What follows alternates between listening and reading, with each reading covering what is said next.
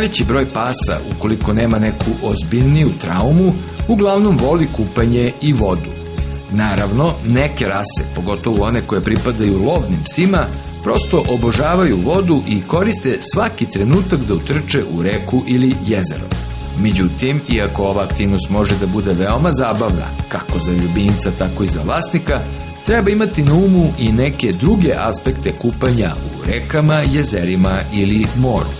Ušni kanal kod pasa je prav i jako je dug, takođe odlakanost je velika.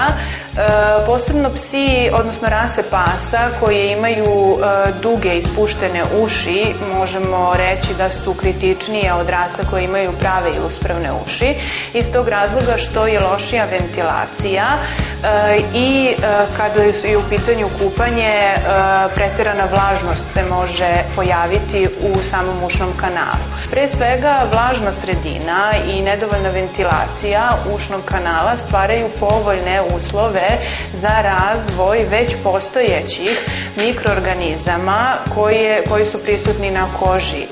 Takođe i gljivica, možemo pomenuti recimo Staphylococcus intermedius koja je normalni stanovnik kože psa ili gljivicu Malasseziju pachydermatis koja inače normalno živi na koži svakog psa i mačke, ali u ovom momentu govorimo o psima.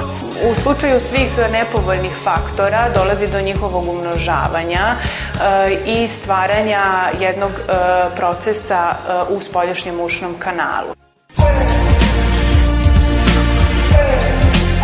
Dakle, zadržavanje vode i loša ventilacija su najčešći uzroci nastanka upala. Posebnu teškoću predstavlja situacija u kojoj se upala spoljnog ušnog kanala ne leči na vreme, pa se problem širi i na srednje uho.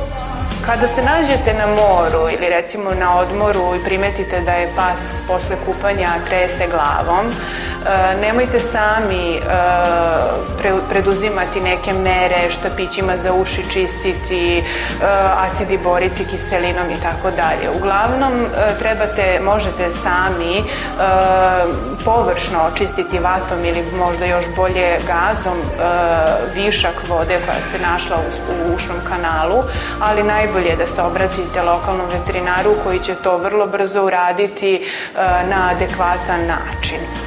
Da ne biste izazvali dodatne komplikacije, najbolje da to odradi neko stručno lice.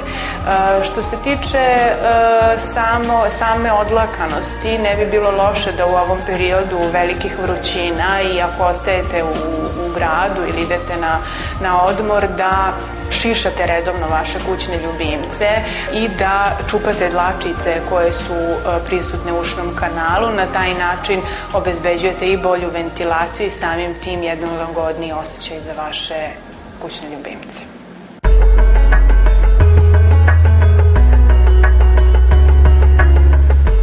Možda čudno zvuči, ali ako imate ljubimca koji je sklon ovakvim upalama, ne bi bilo loše da mu posle kupanja obrišete i isušite unutrašnji deo ušne školjke.